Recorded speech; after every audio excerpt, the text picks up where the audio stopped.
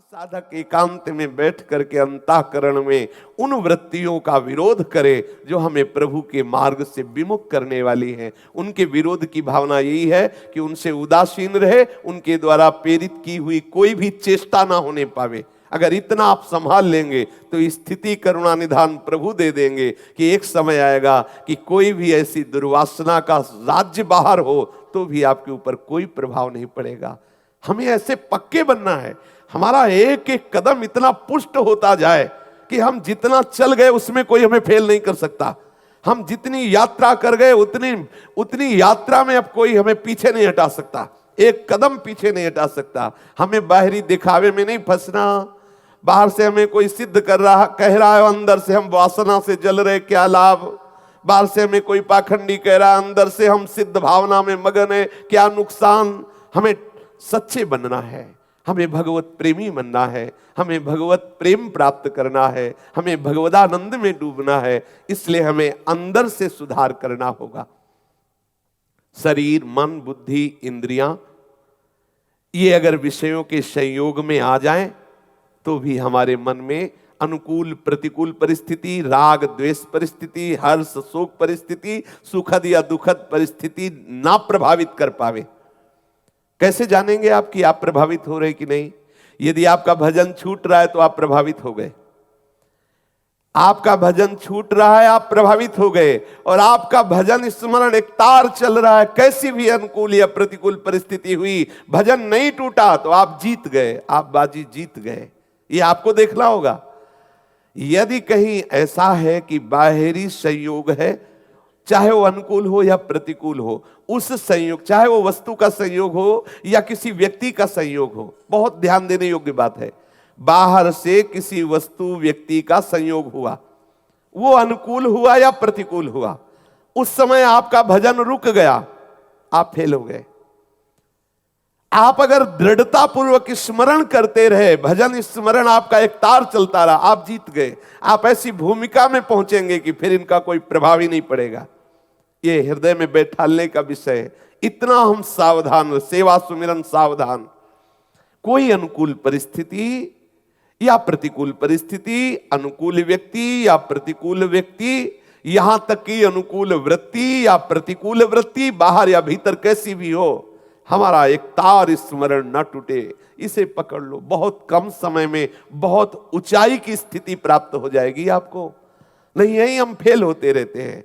हम उस वस्तु व्यक्ति से प्रभावित होकर स्मरण छोड़ दिया, मंत्र छूट गया। कई बार साधकों से अचानक जैसे पूछते कहां हो, जैसे समीप होते हैं तो अचानक प्रश्न कर देते हैं हम, कहां हो जी, मतलब नहीं, इस समय आप कहां हो, मंत्र चल रहा है, हाँ अब चलने लगा, बोले आप चल रहे, ऐसा उत्तर मिलता है। हाँ हाँ, अब मतलब अभी अभी आपने कहा तो चला, अभी तक कहां थे?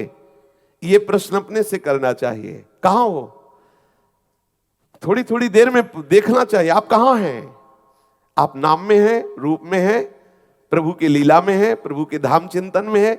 यदि इन चार से हट करके, यदि रसिक महापुरुषों में यदि अलग कहीं है तो फिर आप घाटे में हैं, आप अपने साथ धोखा कर रहे हैं, आप कुसंग कर रहे हैं। आप देख लीजिए, इसे एकांत वृत्ति से देख लीजिए। आप थोड़ी थोड़ी देर में अपने आप से प्रश्न करते रहिए, आप कहां हैं। अगर आप ठिकाने पे हैं तो बढ़िया है। ठाड़े बैठे परे उताना, कबीर कहे हम राहें ठिकाना।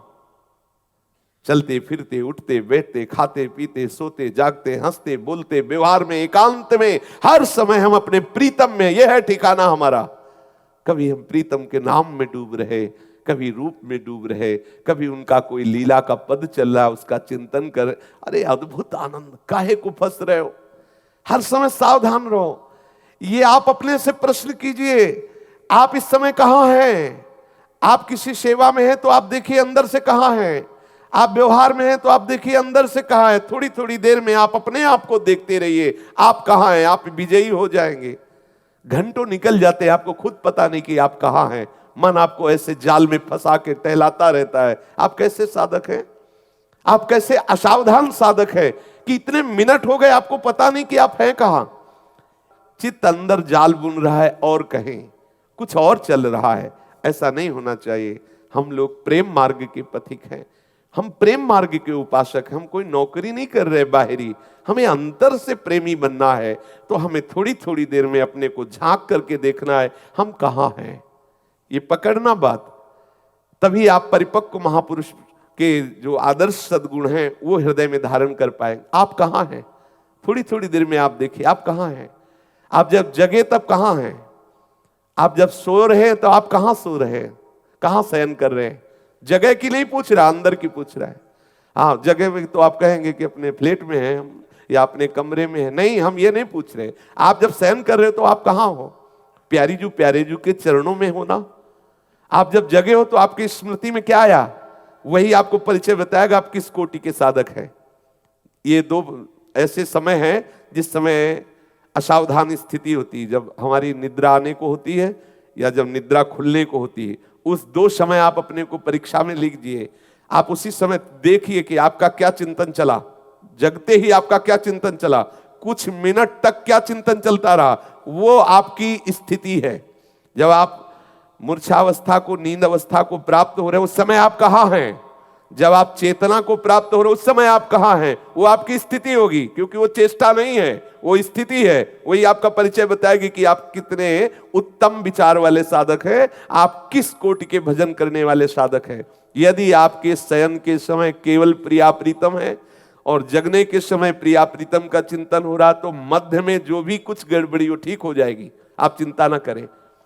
थोड़ी थोड़ी देर में आप जांचते रहें तो आप संग विवर्जिता रूप सद्गुण को प्राप्त हो जाएंगे। आसक्ति को मिटाने के लिए पदार्थों का स्वरूप से त्याग करना एक ये बाहरी साधन है कि हमें मीठा बहुत प्रिय है, मीठा आने ही न पावे, मीठा हटाओ। ये एक बाहरी साधन, वास्तविक साधन नहीं है। वास्तविक साधन है कि मीठा रखा हो और आपके अंदर रुचि न रह जाए। वास्तविक ये है। कब लगेगा, जब उससे ज्यादा मीठा कुछ लगने लगेगा, उससे ज्यादा कुछ मीठा लगेगा। तो सबसे मीठा है प्रभु का नाम। आप खूब नाम जप कीजिए, सच्ची मानिए एक दिन देखिएगा कि चाहे जितने मीठे पदार्थ रखे हो आपकी रुचि ही नहीं रहेगी, इच्छा ही नहीं रह जाएगी। ऐसे ही सारे इंद्रियों के भोग हैं। जब आपको प्रभु प्यारे लगने लगेंगे, प्रभु का सुख मिलने लगेगा, वो जब रस आने लगेगा तो ये सब फीका हो जाए। तो खास बात इधर ध्यान ना दे कि हमने ये छोड़ दिया, अब यही छोड़ना है। पकड़ने का ध्यान दो, छूटने का अपने आप होता रहेगा। ये हम अनुभव की बात कह रहे हैं आपको। छोड़ने के ध्यान में हमें बहुत घाटा होता है। जैसे हम सोच रहे हैं कि हमें ये मीठा छोड़ना है, तो चिंतन मीठा का हो रहा है, महत्व मीठा का है और रस मीठा का है। छोड़ना बहुत कठिन है। क्या करें, उस विषय को ही छोड़ दो। वो छूटे ना छूटे उससे छोड़ो, इधर पकड़ो। बहुत मीठा है, बहुत महिमामय है।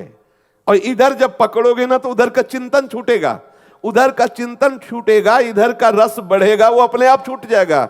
उसकी तुम चिंता मत करो। छोड़ने की चिंता में चिंतित मत हो, क्योंकि वो समय वर्तमान का नष्ट हो रहा है। जैसे आप किसी भी विषय के छोड़ने में बहुत चिंतित हो रहे हैं, तो उस विषय का महत्व है, उस विषय का चिंतन है, इसलिए बहुत कठिन होगा छोड़ना। क्या करें, बिल्कुल फ्री हो जाओ।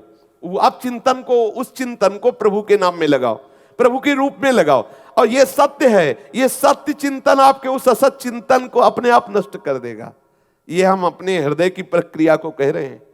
इसी प्रक्रिया से निर्विषय हुआ जाता है। हम जिस विषय को छोड़ना चाहते हैं उसी को गाढ़ चिंतन कर रहे हैं, वर्तमान हम नष्ट कर रहे हो, सोच रहे हैं उस पर विजय प्राप्त कर लेंगे, असंभव। अगर उस विषय को छोड़ना है तो पहले उसे गौर करो और मुख्य चिंतन लाओ भगवद आकार वृत्ति करने के लिए। जे ही भगवत चिंतन में, जैसे हमें आगे कदम बढ़ाना है, हम आगे वाले कदम को सुदृढ़ता पूर्वक ना रखें, पीछे वाले को उठा दे तो क्या होगा, गिर जाएंगे।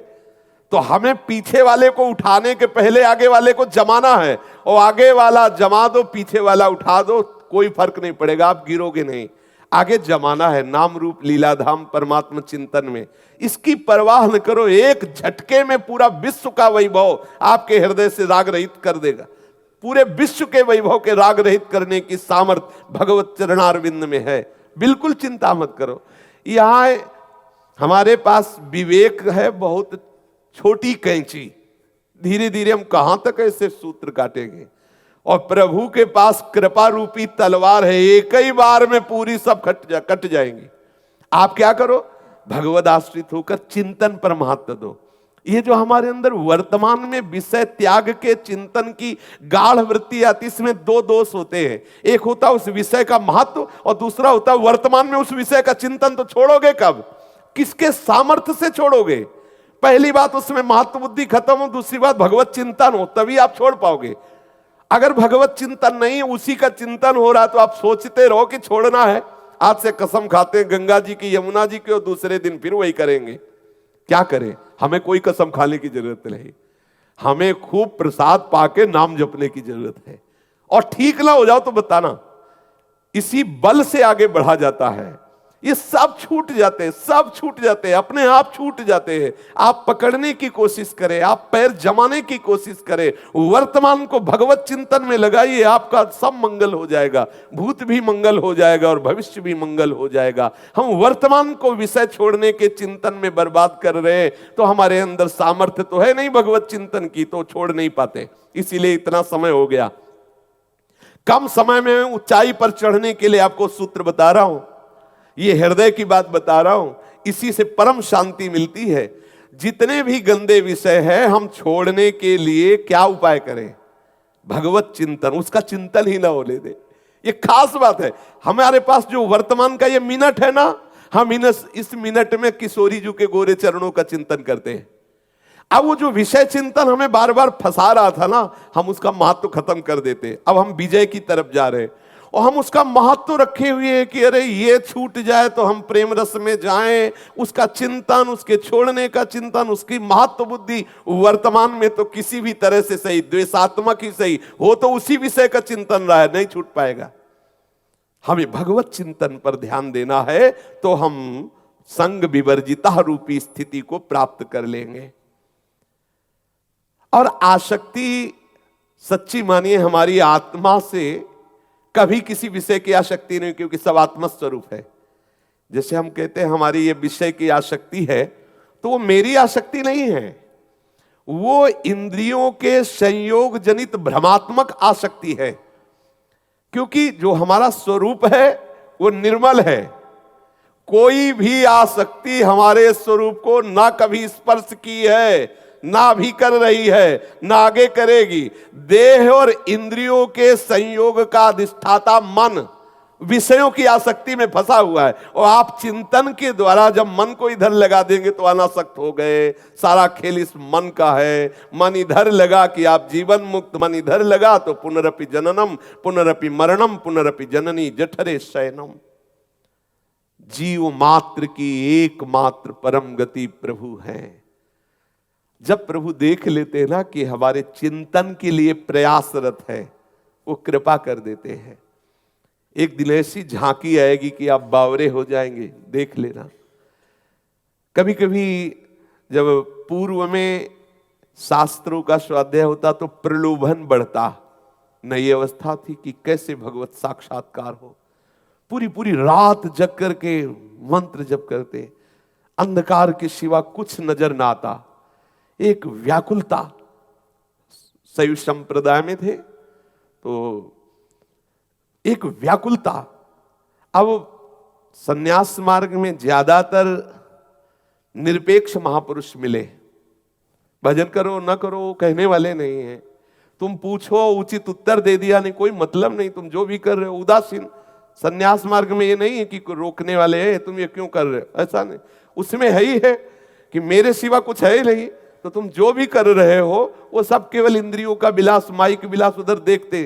तो ज्यादा निरपेक्ष महापुरुषों का मिलन होता, और हृदय में पहले से संस्कार थे भक्ति के, क्योंकि वो प्रभु को इधर लाना था। तो एक व्याकुलता थी कि मुझे कुछ दिखना चाहिए। प्रारंभ में संतों से, गुरुजनों से सुना था कि जब मंत्राकार वृत्ति की जाती है तो इष्ट का साक्षात्कार होता है। अब जब आंख मूंदो तो वही अंधकार, रात रात भर जग करके मंत्र जपते, गंगा जी के किनारे एक व्याकुलता, लगता कि कैसा जीवन ये, क्या कुछ दिखाई नहीं देता। और प्रायः प्रारंभिक अपने लोग बैठे हैं, देख लीजिए, आंख बंद करो तो अंधकार ही नजर आएगा। यदि वास्तविक प्रवेश नहीं हुआ भगवत राज्य में तो वो अंधकार ही नजर आता है। अब हृदय में व्याकुलता इतनी जोर से बढ़ी कि वाराणसी में ऐसा लगा कि खान पान सब छोड़ करके और शरीर को बिल्कुल घाटों में रहते थे। ऐसा लगा कि इसको जब तक भगवत साक्षात्कार न हो तब तक जीवन किस काम का। अब उस व्याकुलता में प्रभु से जो पुकार होती थी, फिर एक दिन देखा कि बिल्व वृक्ष के नीचे बैठे थे। अच्छा, तो वो हमने देखा कि मेरे प्रयास में नहीं था, वो मेरे प्रयास में नहीं था, वो प्रभु ने देखा कि ये तड़प रहा है, ये चाहता है, तो उनकी कृपा से वो प्राप्त हुई। तो यहां कहने जीव के परम हितैषी प्रभु है। जब आप प्रभु के लिए थोड़ी विकलता धारण करेंगे वो आपको इतना दे देंगे, सच्ची मानिए वही देते हैं। साधन में इतनी सामर्थ्य नहीं है क्योंकि मन बुद्धि वहां पहुंच नहीं सकते, वो चिदानंद है। अब वो मन बुद्धि में आ जाते हैं, निहाल कर देते हैं। हम तुम्हें, अब हमारे पास कोई शब्द नहीं कि हम तुम्हें उनकी कृपा का कैसे वो शब्द बताने की सामर्थ्य भी नहीं है। अद्भुत कृपा, अद्भुत कृपा प्रसाद। बस आप ऐसा कीजिए, हृदय से जो विषय आकर्षण है उसके छोड़ने के प्रति आप समय बर्बाद मत कीजिए। आप प्रभु को पकड़ने के लिए व्याकुल होइए। प्रभु के चिंतन में इतनी सामर्थ्य, इतनी आग है कि वो सब वासनाओं को भस्म कर देगी। और वो ऐसे कृपालु हैं कि वो उतरते हैं। कहते हैं भगवान का अवतार होता है। भगवान का अवतार का तात्पर्य भगवान का उतरना, अपनी महिमा से उतरते हैं और हमारे अनुसार, हमारी सामर्थ्य के अनुसार वो उतर करके हमें अनुभव कराते हैं। नहीं, उनको अनुभव करने की सामर्थ्य इन यंत्रों में नहीं है। प्रभु का प्रत्येक भक्त के हृदय में अवतार होता है। प्रत्येक भक्त के हृदय में वो जिस भावना का होता है प्रभु वैसे ही अवतार था। इसीलिए हरि के अनंत अवतार है। अवतार जब शास्त्रों में कहे जाते हैं ना, तो कहे जाते 24 अवतार हैं, इतने अवतार, लेकिन प्रभु के अनंत अवतार है। हर भक्त के हृदय में प्रभु उसकी भावना के अनुसार अवतरित होते, उतरते हैं अपनी महिमा से और उसके हृदय में प्रकाशित होते। हमें तुम्हें गूढ़ बात बता रहे हैं, साधन में कमी आप मत रखो और अहंकार भी न करो कि इसी से बात हो जाएगी। और अंदर से व्याकुल होकर प्रभु को पुकारो। किसी दिन घटना घटेगी आपके जीवन में। परिवर्तन जो एकदम होता है वो घटना से होता है। कोई न कोई ऐसी घटना अलौकिक आपके जीवन में घटेगी कि सारा सिस्टम आपका भगवदाकार हो जाएगा। और एक सेकंड होता है, वो घंटा तो घंटा नहीं होते, एक सेकंड में ब्रह्म बोध होता है। एक सेकंड में एक बस हो गया। जगने में कितना मिनट लगता है, ऐसे इस जगह पूरा का पूरा स्वप्न खत्म। ऐसे पूरा का पूरा सृष्टि विधान अंतर ध्यान, एकमात्र वही तत्वबोध, एकमात्र। एक सेकंड लगता है, एक सेकंड में अनुभूति होती है और वो उनकी कृपा से होती है। इसलिए हम प्रभु के नाम रूप लीला धाम, प्रभु के जो गुरुदेव भगवान स्वरूप है, उन्होंने जो उपासना दी है उसको पूर्णतया पकड़ने की चेष्टा करें। अंदर जो वासनाएं, बिल्कुल मत घबराइए। ऐसी कृपा की तलवार चलेगी, सब कट जाएंगी और आप निश्चिंत रहिए। निश्चिंत होकर प्रभु के चिंतन में रहिए। आपके अंदर ऐसी सामर्थ्य आ जाएगी कि आप मान अपमान को सहने लगेंगे, आप निंदा स्तुति को सह जाएंगे। आपके जीवन में ऐसे ऐसे महापुरुषों का आगमन होगा कि आपका हृदय उस धरा का हो जाएगा। बाहर से नहीं, हो सकता है बाहर से आपको ना मिले, लेकिन आपके स्वप्न में, आपके ध्यान में ऐसे महापुरुष आएंगे जो आपको अपने समान बना लेंगे। इंतजार कीजिए। पर ईमानदार साधक के जीवन में बात होती है। अगर बेईमानी क्या है कि हम हैं भगवत मार्ग के पथिक और पोषण कर रहे हैं विषयों का, तो प्रभु देख रहे हैं, एक संतुष्ट है। हमारे प्रभु देख रहे हैं, संतुष्ट है खिलौनों में, तो खेलते रहो। और जब आप अंदर से विकल होंगे तो इतनी सामर्थ्य प्रभु में नहीं है कि तुम्हारी विकलता देखकर वो चुपचाप बने रहे, नहीं है। क्यों? एक मां चुप नहीं बैठती तो अनंत माताओं का दुलार लिए हुए मेरा प्रीतम वो कैसे चुप रह सकता है? अगर वो चुप है तो आपके किसी न किसी खेल को देख करके, आप कहीं न कहीं किसी विषय सेवन में राजी है, इसलिए वो चुप है। जिस दिन आप समस्त विषयों से विरक्त होकर के हृदय से व्याकुल होकर पुकार उठोगे प्रभु, तो आप देख लेंगे प्रभु आपसे दूर नहीं है। एक माँ भी तभी तक काम में लगी रहती जब तक बच्चा खिलौनों से खेल करके ऊब करके और रोना शुरू नहीं कर दे। जहां रोना शुरू किया उसे भाग के आना पड़ता है। ऐसे ही मेरे प्रभु रुदु सुस्वरम राजन, कृष्ण दर्शन लालसा तो तासा मावीर भूत छोरी समय मान मुखाम मुजा, पीतांबर धरा सृगवी साक्षात मनमथ मनमथा। अपने लिए कठिनता लग रही, प्रभु के लिए कठिनता नहीं है। हम प्रभु के चरणों का आश्रय लेकर आज के सत्संग का सार विषय, हम विषय छोड़ने के चिंतन में ना फंसें, हम प्रभु को प्राप्त करने के चिंतन में, अखंड स्मृति के उसमें हम जोर दें तो वो अपने आप जब हमारे स्मरण में प्रभु रहेंगे तो सब विस्मृत हो जाएगा। और अगर कुछ बचेगा भी तो कृपा सिंधु की कृपा से सब मिट जाएगा।